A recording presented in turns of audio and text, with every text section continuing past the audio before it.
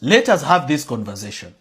This conversation is uncomfortable, but it is necessary, especially now. As Kenyans, we've come a long way. One of the things we were able to achieve during the Gen Z revolution is the end to tribalism. Why are we struggling to bring it back? What change do we want in our country, and how will we achieve it? Ladies and gentlemen, all the people of Kenya, it is time we look at ourselves in the mirror and ask ourselves, where does bad leadership begin? The people in Embu yesterday are the ones that have made me to do this video today, because they were clapping and cheering for Uhuru Kenyatta and for Rigathi Gachagua. My question is, why? What have they done to deserve it? One of the things that we must do if we take the leadership of this country is to recover the stolen wealth of the people of Kenya, beginning with the land that has been grabbed, our natural resources, and even money that has been stolen through corruption.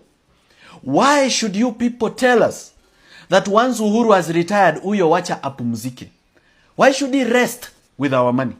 Why not return the money that has been stolen and put abroad, that has been used to build expressway, where in every 10 shillings that a Kenyan pays, 6 shillings goes to his pocket? Did the problems that we have today begin with William Ruto? William Ruto is a greedy president and very corrupt. But is he alone? Did he begin it alone? Why is it that when William Ruto became president, he never followed up on the money that was stolen by the Uhuru government, including the money that was stolen on election day when we were voting? 12 billion shillings was withdrawn from our treasury. Walifagia ya mwisho, and they banged the door. And that was nobody but Uhuru. But has he ever followed up the money? No. Why? Because they are one family. They've been stealing together. They began this together. They registered accounts abroad together. They changed our Public Financial Management Act together. They stole Eurobond together. They stole money from SGR together. They are together in most of these things. So why does Uhuru deserve an applause and a cheer? Did Kikuyu businesses do better when Uhuru was president? Didn't most of you lose the property that you built during Kibaki's time? Was your agriculture doing better because of Uhuru? Was your infrastructure better? It was corruption left, right, and center, beginning even with the project for school laptops. The Uhuru's presidency was part of the problem that we are trying to solve. Ladies and gentlemen, from the mountain, you were not wrong to reject Uhuru. Stop regretting. There is nothing that you said about Uhuru when you were rejecting that was a lie. The only mistake we made was voting for William Ruto. And we have to accept that mistake and correct it. And the way to correct that mistake is not Gachagua. Why would we jump from one frying pan to another frying pan? Is there a shortage of good leadership in the mountain? Are there not children born of women in the mountain, men and women of integrity who can actually be leaders in our country in the mountain? Are they not there? So what is this? Why are we celebrating mediocrity? Ladies and gentlemen, we need, as a Kenyans, to have this conversation. It has just begun in the mountain. But the problem is not only in the mountain. You go to Nyanza, they have the same problem. They celebrate the leaders that steal from them. You go to Coast, same problem. They celebrate the leaders that have stolen from them. You go to Ukambani, same problem. You go to Western Province. They received MP for this one called Waluke in jubilation when his corruption case collapsed. In Machakos, they received Wavinya Ndeti with jubilation. What exactly are we doing? Kenyans, can you be serious whether you want change or not? Can you just be serious for a moment? Museme, tunataka mabadiliko na tutaipata namna gani? We cannot get mabadiliko from the same, exchanging the same corrupt leaders. Ati we are choosing a lesser devil. Why are we choosing a lesser devil? Why do we need any devil at all? Is there a shortage of good people that can lead the nation, who are people of integrity, that cannot be bribed, that cannot accept a bribe, that are ready to stop corruption, that are brilliant, well-educated, have a vision and a mission? Kwani wamekosekana? Even inside the mountain, wamekosekana kweli? There is no shortage of good leaders. We should not clap and cheer for mediocrity. We should demand for accountability.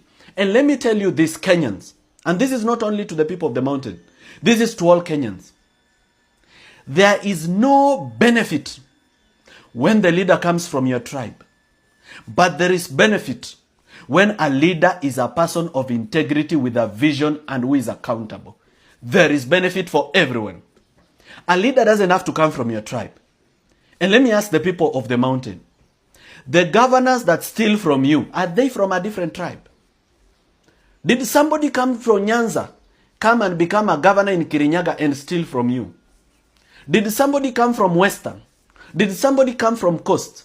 Did somebody come from Eastern? Did somebody come from Rift Valley?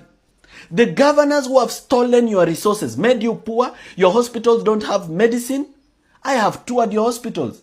Why do you watch the Vampire Diaries? Is it an entertainment joint?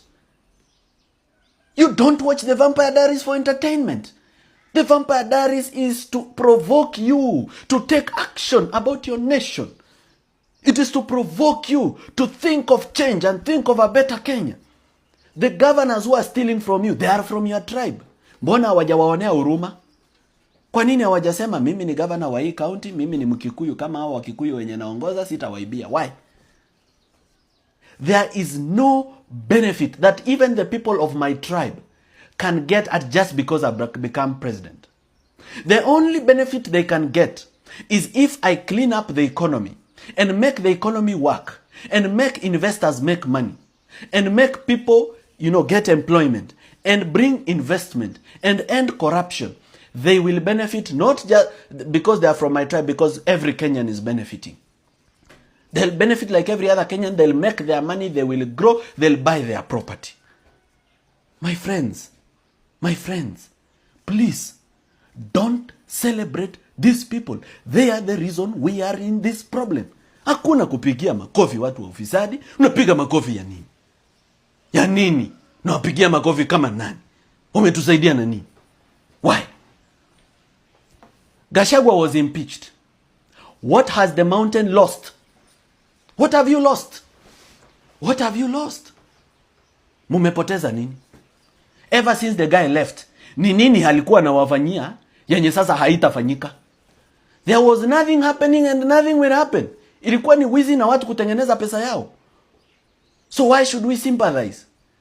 Hati yo sasa muweke kwa simu aongeleshe? No. Hey, hapana. Let me tell you guys, there's a difference between leaders and politicians.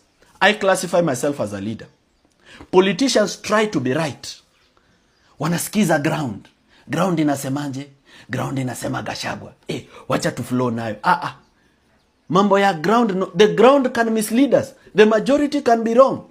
And when a nation is going in the wrong direction, it is good for leaders of integrity to stand up and say, hapana, watu wangu, mimi ninawapenda, lakini mnapotea.